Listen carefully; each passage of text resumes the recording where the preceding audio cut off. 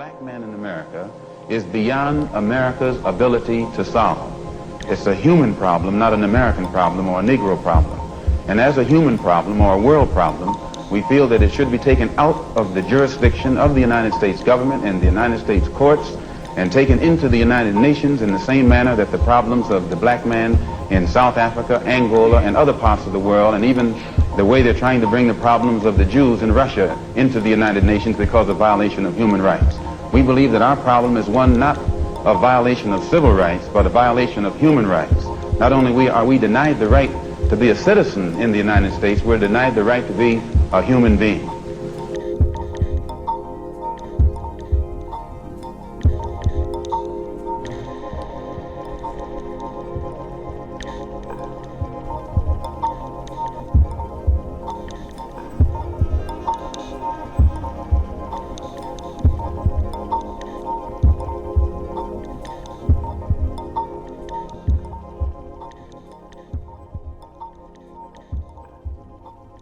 Excuse my quick honor of the ancestors, but when black people get together, we make sure to pull our ancestors into the room, and we do so by pouring libations. We call on the spirits of our ancestors that are most close to us. I want you to think of your ma dear. I want you to think of that great-grandfather. I want you to think of that favorite uncle. I want you to think of that cousin who really wasn't your cousin, but who you loved like a sibling. And I want you to call on them to come and to drink this wine. And to those ancestors, those beautiful African people whose names we do not know, but we know we are manifestations of their DNA. We know that predominantly right now, the word for let it be or so be it by the Yoruba people say Ashe. So what we're going to do is we're going to acknowledge all of the people who have been victims of the U.S. empire, and it's, as we very well know, a process that's continuing to this day. This first breath we do in unison represents the collectivity that we all get together in the same space. We are here at the same time, and we are here for the same goal. We are connected. Let your breath help center you, right? Deep breath in, and deep breath out. Deep breath in, deep breath out. And now I invite you to take a third breath at your own pace and at your own comfort. And as you do that, know that you have agency. Know that although you are part of this big collective, you have unique personal needs, desires, dreams, way of knowing, being, and loving. And we celebrate you. We thank you for being here. We thank you for being here.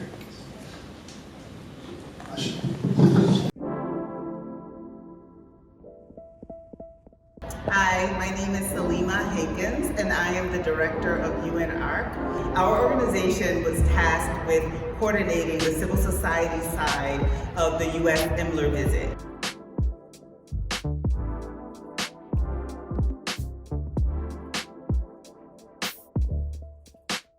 My name is Karen McLean. I'm a human rights lawyer hired by the UN Anti-Racism Coalition, or UNARC, to coordinate civil society engagement with EMLER in 5 of the cities that EMLER will visit this week and next week during its visit to the United States. UNARC was a key player in strategizing behind the scenes for the passage of the Human Rights Council resolution referred to as the George Floyd Resolution, which was a resolution that created EMLER. UNARC now collaborates with the EMLER Secretariat to ensure that EMLER is effective and that its approach centers impacted communities. So we've gone to Los Angeles, Atlanta, Chicago, Minneapolis, and then we ended in New York.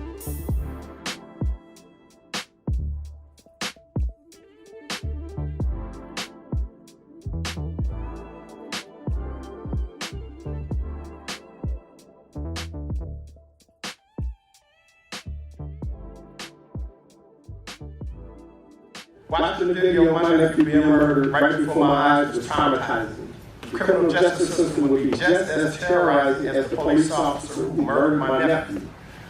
Oscar Grant was murdered twice. Once by the police officer, and the second murder was by the racist criminal justice system that protected these murders. I'm like, why are you crying, man? You know? But I've been taken advantage of my whole life. It hurt. And they think just because I look the way I look, because I dress the way I dress, I'm in control. No, I'm still on my knees. I'm trying to get to my feet. That's right.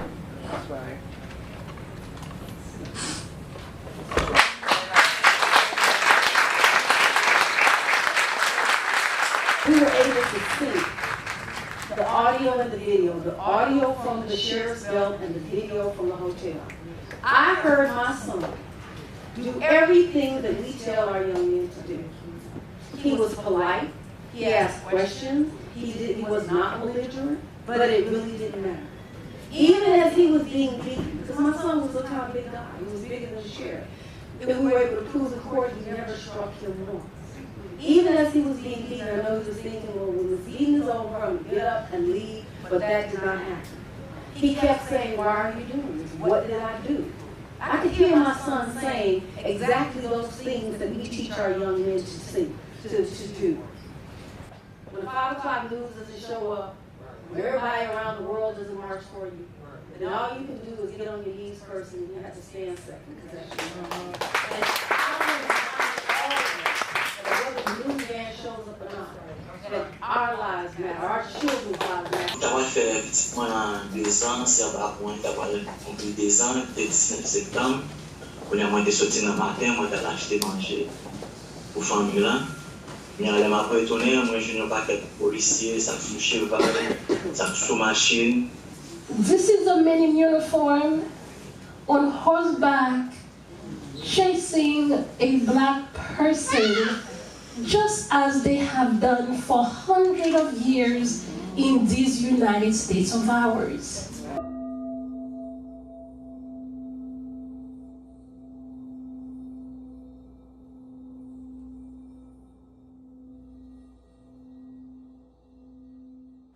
You know, sometimes I struggle in my mind, in my thoughts. And I always just wonder, my son was alone, and I wonder what were his last words. Did he get a chance to cry out to his grandmother, Elizabeth, asking who he loved very much? Did he get a chance to cry out to his mother, Cynthia, asking who his daddy sees? Or even, did he even get a chance to say a prayer to God? Thank you.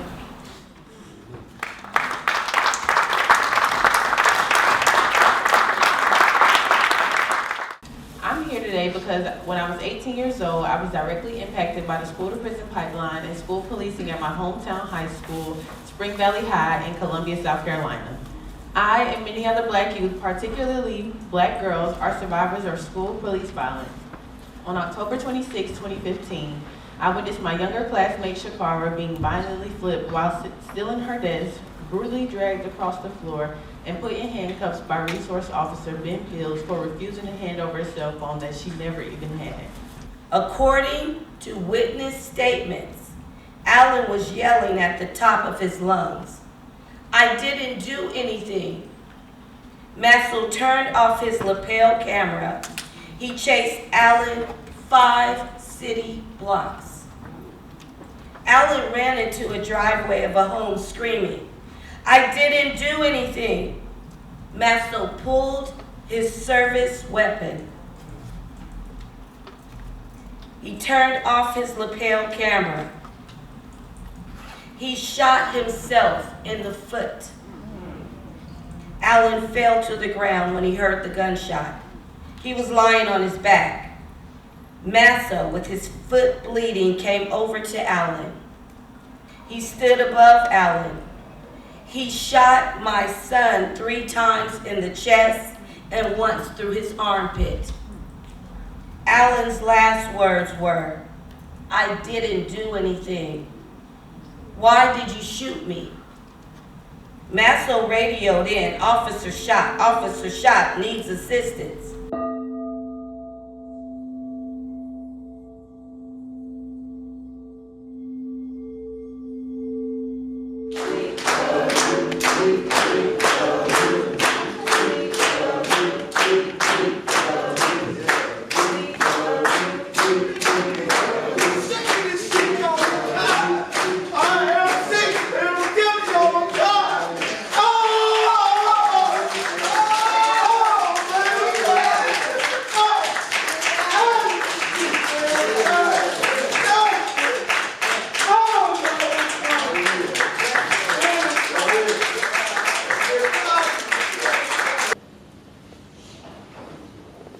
I'm listening to so many stories and hearing how it's generational affected, how people have been affected from generation to generation.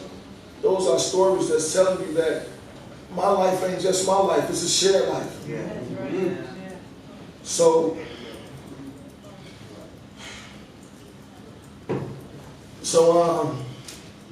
what happens to me not just only affects my life, but it affects my community. That's right. Man, we love you, George. We love you. We love you, George. I wish this pain on no mother that have to bury a child because they was killed by somebody that's supposed to serve and protect. They not doing that. They protecting their own self. But if they was serving and protecting, he should have shot my son. Then he died the oath. And they was okay with that lie. I don't even know what justice looks like. And I know there's a lot of language around reimagining policing, but if I'm Frank Chapman say, why would we want to reimagine a nightmare? We are the first city in the country that has oversight over our police department. It is a new position. So we have community commissioners, and we also have district council members, which I am the district council for the 15th police district. We're talking about protecting black and brown young people. How are you not, protecting black and brown young people, but we're not listening to them when they say, they're killing us out here, they're hurting us out here. Like those notions don't go as far as, 50-foot statue that doesn't really mean anything to us.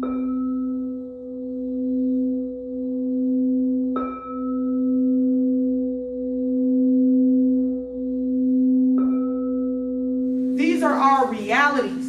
These aren't our stories. This is what we live. So with that, I thank you all for taking the time, having the heart to hear from our families. We will never stop this revolution until we get what we wanted. And what we wanted is what? Justice. Peace and love. That's right. They killed my son around 8 p.m. in the gas station. They came to my home after, I believe it was 12 midnight. There was a bomb again. And we don't know what happened. And we didn't do anything wrong at all. When they came there, they was collect all of us, the same spot. And they opened, it was really cold. We are in Minnesota, and we know it was a winter time, really cold, and it was December 30th. And at that time, it became December 31, and it was really cold. They opened a main door wide, and I don't have a t-shirt. I asked them, my children, they asking them the question, who are you and what you were looking for? You know what? They was protecting us, really scared us. And they have a shield and big guns, and even they don't have a mask. And they would take some wire, a really tight, but they was make us, each of us, all of us. And we don't know what they were looking for. They talk about transparency, and I talk about this every time I get up on the podium, but they talk about transparency and they've given me nothing. nothing, and they give me their narrative and expect me to fucking believe that shit. Excuse my language, but I'm pissed. I'm pissed. He was my second born child, and he was a beautiful soul. He's got 2 beautiful twin boys that didn't have to grow up without their daddy. As a child, I was born into a country that deemed my tribe as illegal. As a black person, when I came here, I was then categorized as an illegal entity. People tend to rationalize the abuse incarcerated individuals experience, especially black children. We do this because we want to uphold this idea of law and order. And even when an individual hasn't committed a crime, we still rationalize the abuse. We view individuals not as human beings, but as a threat to the state.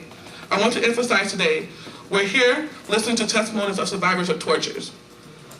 All the science shows that we are happier, healthier, and we live longer when we are social, have friends and natural human contact and interactions. Putting someone in solitary confinement is inhumane. Putting children in solitary confinement is sick and barbaric.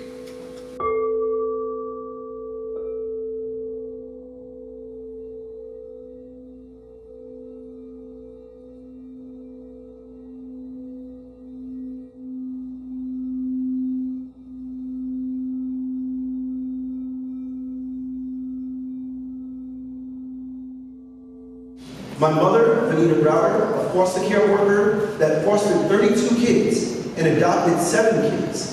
We were raised in the Bronx, the poorest congressional district in America, and shoved from one system to another, from the foster care system to the public education system, to the welfare system, to the court system, and then to the system of incarceration. Me and Khalid are the bookends of my mother's life.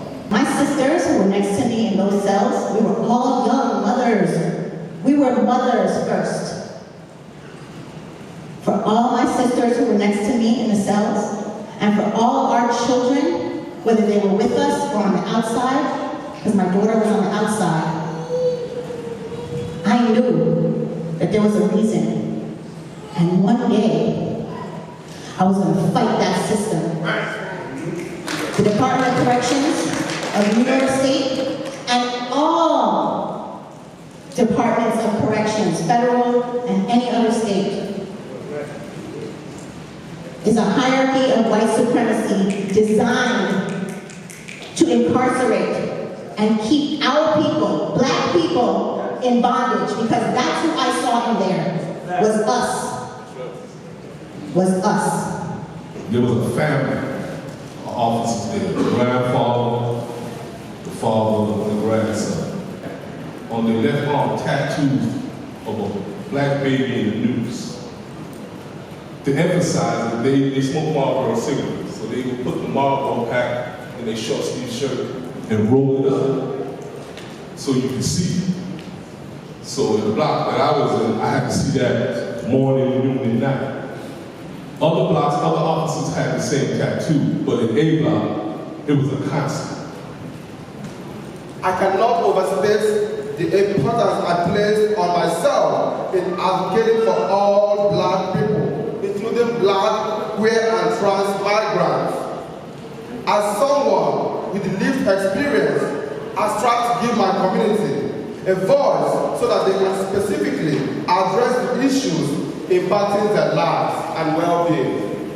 No matter how the case looks, don't ever think it's a slam dunk, because it's not like that. No matter what they see, no matter what the officer's record is, it's not a slam dunk. And they can see that your loved one is being literally murdered. But with this, this immunity that the police officers have, the bar is way too high. And I think the bar should be lowered, because our family, the family members should not have to suffer the way that they have. Our loved one, yes, they died once, but the family members, we die a little every day, because we have to live with that. I guess my question to you, right, to all of us here, can we advance racial justice and law enforcement when that law is enforcing white supremacy?